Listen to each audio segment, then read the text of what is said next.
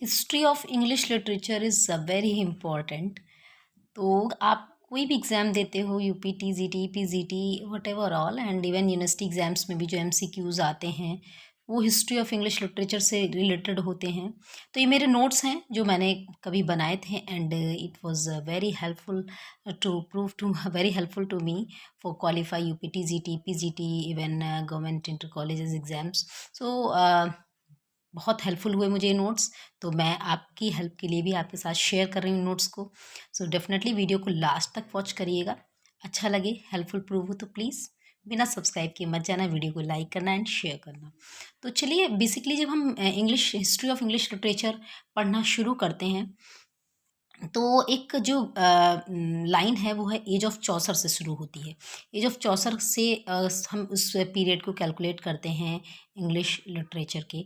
तो as of चौसर और जो उस इसलिए उस जो टाइम था, एज ऑफ चौसर इस जो पीरियड था, टाइम था, वो 1340 टू 1400। इस इस स्पैन को एज ऑफ चौसर कहा गया। और इस टाइम का जो इंग्लैंड था उसको चौसर्स इंग्लैंड कहा गया। बहुत ब्रीफली मैंने नोट्स बनाए थे। तो चौसर्स इंग्लैंड इसलिए कहा गया क्योंकि उस समय चौसर ही वहाँ पर एक राइजिंग स्टार था जिसने फर्स्ट टाइम इंग्लिश में लिखना स्टार्ट किया था। तो चौसर का जन्म कब होता है?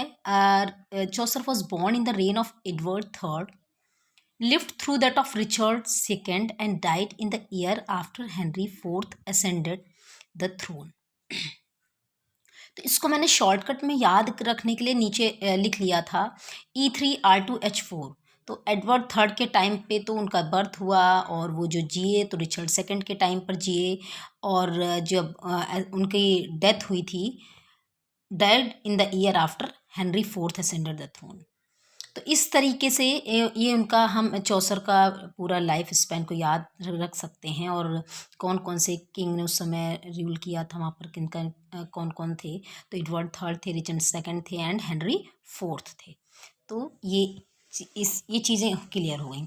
अब इसके बाद हम आते हैं कि जो चौसर की एज थी उसको ब्रिज कहा गया, अ bridge between the middle age and the modern age. किसने ये स्टेटमेंट दिया? उस समय के फेमस हिस्टोरियन थे किटरेज। उन्होंने ये स्टेटमेंट दिया था कि जो चौसर की एज है वो एक ब्रिज है मिडिल एज और मॉडर्न एज के बीच में। उसी समय सबसे एक्चुअली यहाँ पर सब इम्पोर्टेंट पॉइंट्स मैंने लिख रखे हैं, तो slowly and gradually we will come on Chaucer's work also. तो इसके बाद क्या होता है? ग्रेट पेस्टिलेंस, जिसको कि ब्लैक डेथ के नाम से जाना जाता है। इसने इंग्लैंड को बहुत ज़्यादा प्रभावित किया था। ये क्वेश्चन बहुत पूछा जाता है कि ब्लैक डेथ कब हुआ था इंग्लैंड में, ग्रेट पेस्टिलेंस कब हुआ था। और तो ये 1348 में इंग्लैंड में आया था। इसने 1/3 आबादी को वहाँ पर नष्ट कर दिया था। तो ये किस तरह से पहुंचा था? एक्चुअली ये शुरू तो हुआ था एशिया में 1346 में, लेकिन ये इंग्लैंड कैसे पहुंचा? जो ट्रेड शिप होते थे, जहाज माल लाने ले जाने वाले, उनमें फ्लीज और रैट्स के थ्रू, उनके माध्यम से, उस जहाज के माध्यम से ये इंग्लैंड में पहुंचा। क्योंकि माल जो आता जाता था तो मक्खियों और चूहों के कारण ये इंग्लैंड में भी ब्लैक डेथ पहुंच गया, जिसने कि बहुत ज़्यादा इंग्लैंड को प्रभावित किया था। तो ये ईयर याद रखना है, फैक्ट याद रखना है, 1348। Next, John Wycliffe, the morning star of the reformation and remembered for his full translation of Bible into English. John Wycliffe जो हैं ये याद रखे जाते हैं हमेशा ही, इनको याद रखना है कि ये मॉर्निंग स्टार कहे जाते हैं रिफॉर्मेशन की। इंग्लैंड में रिफॉर्मेशन के मॉर्निंग स्टार जॉन वाइक्लिफ हैं। अभी हम मॉर्निंग स्टार ऑफ रेनेसा भी आगे पढ़ेंगे। तो अभी तो इतना याद रखिए, John Wycliffe the morning star of the reformation. क्योंकि क्यों रिफॉर्मेशन, किस तरह का रिफॉर्मेशन हुआ था, कैसे सुधार हुआ था सोसाइटी में, कैसे अवेयरनेस आई थी? Because of his full translation of Bible in 1380 into English. पहले बाइबल फ्रेंच में था तो कॉमन पीपल समझ ही नहीं पाते थे। French was a typical language just like a Sanskrit in our India in ancient time. तो पहले के समय में जैसे हमारे यहाँ संस्कृत थी, हर कोई नहीं पढ़ सकता था, ना समझ पाता था। तो but Hindi is our language, mother tongue. तो जब हिंदी में कोई चीज़ हो जाएगी तो सब पढ़ लेंगे सेम वे। जब जॉन वाइक्लिफ ने इस बाइबल का ट्रांसलेशन 1380 में इंग्लिश में कर दिया, तो लोगों को सारी चीज़ें क्लियर होने लगी, भाई वह क्या है, बाइबल में क्या कहा गया है। इसके पहले तो जो लोग थे वो अपने अकॉर्डिंग मैनिपुलेट करते थे चीज़ों को कि ये कहा गया है बाइबल में, क्योंकि और कॉमन पीपल तो पढ़ नहीं पाते थे। तो इस तरह से लोगों में अवेयरनेस आ गई और इस तरह रिफॉर्मेशन शुरू हुआ। That's why John Wycliffe is called the morning star of the Reformation. अच्छा, ये मोमेंट्स हैं जिनको कि याद रखना है और इनसे फैक्ट्स को लेकर के क्वेश्चंस आते हैं। These moments had taken place on that time. The peasants revolts the peasants revolts burst like a volcano in 1381। 1381 में ये किसानों का आंदोलन होता है। पीसेंट्स इट मीन्स फार्मर्स, तो ये किसानों का आंदोलन 1381 में हुआ था। The Lollards means poor priest to spread his teaching, ये मोमेंट होता है, ये भी 1381 में ही हुआ था, इसलिए दोनों को याद रखना है। Oxford University was founded about 1167 and had a chancellor in 1214. Cambridge University was recognized by the king in 1230 and by the church in 1233. In the age of Chaucer, however, Oxford was the home of the Reformation and the Renaissance. Obviously schools and universities जो हैं वो home होते ही हैं reformation and the Renaissance के, क्योंकि वहाँ पर study करने के बाद, पढ़ने के बाद तो अवेयरनेस आएगी, और जब अवेयरनेस आएगी तो वो फैलेगी सोसाइटी में 1 to 1। तो इस तरीके से उस समय ऑक्सफोर्ड जो हो गया था वो होम बन गया था रिफॉर्मेशन एंड रेनेसा का। तो ऑक्सफोर्ड यूनिवर्सिटी का founded in 1167, Cambridge in 1214, and next point is Chaucer has been called the English Homer. Chaucer को इंग्लिश होमर की उपाधि दी गई। The father of English poetry and the god father of English novel. Chaucer बहुत ही important है, who has been called the English Homer in English literature. So Chaucer has been called the English Homer and the father of English poetry. So father of English poetry and the godfather of English novel. The godfather of English novel Chaucer हैं, father of English poetry Chaucer हैं, and English Homer Chaucer हैं। अभी आप एक चीज़ यहाँ ध्यान दीजिएगा, अभी ऐसे की बात नहीं हुई, अभी प्रोज की बात नहीं हुई है। And father of English pros कौन है, मुझे कमेंट में लिख के बताइएगा, अभी वो ढूंढे नहीं गए हैं। Dryden gave him the regard as the Greeks give to Homer and Romans to Virgil. Dryden gave him the regard as the Greeks give to Homer.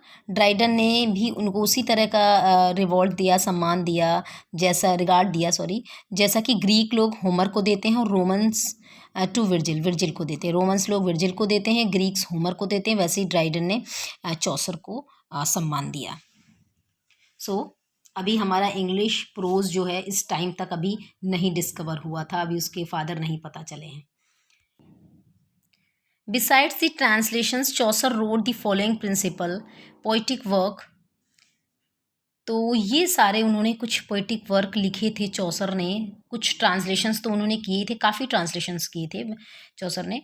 और उसके बाद ये उनके पोइटिक वर्क हैं द बुक ऑफ डचेस जो कि 1369 में लिखा गया, ट्रोइलस एंड क्रिसीट जो कि written probably between 1380 and 1383, the parliament of fowls 1382, the house of fame 1384, the legend of good women between 1384 and 1385, the Canterbury Tales, designed about 1387 and written in the closing years of Chaucer's life.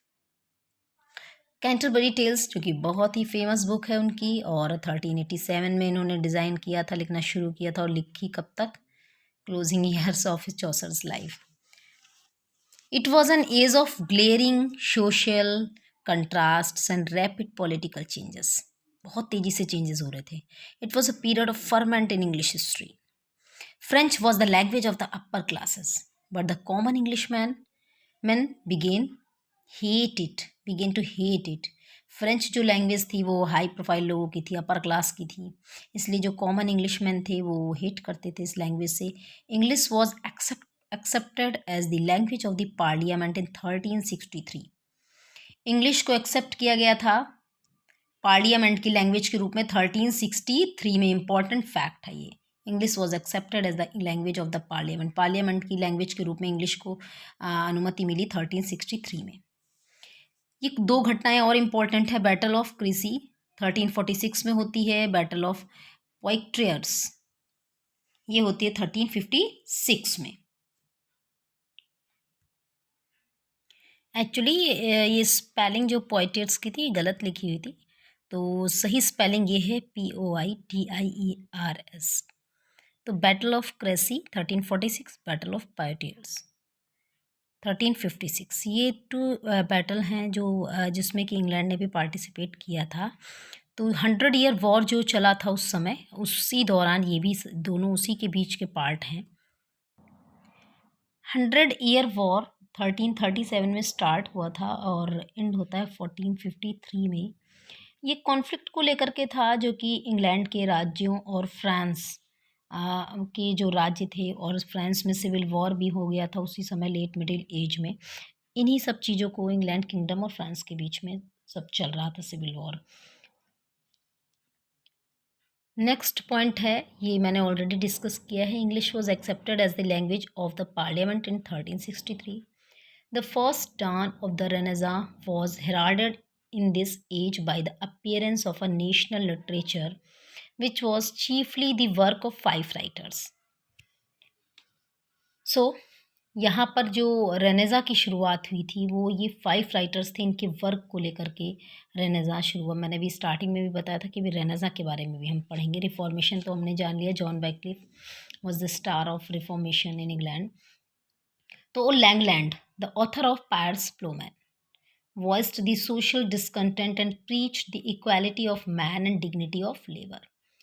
Langland जिनकी की book है pierce Plowman, इन्होंने इस book में जो सामाजिक असंतोष और की बात है उसको रखा है, और जो मनुष्यों में इनइक्वालिटी है उसको उन्होंने उसको हटाने की बात कही है, और इक्वालिटी का पाठ पढ़ाया है। डिग्निटी ऑफ लेबर, मेहनत को सम्मान दिया है, मेहनत की गरिमा के बारे में बात रखी है।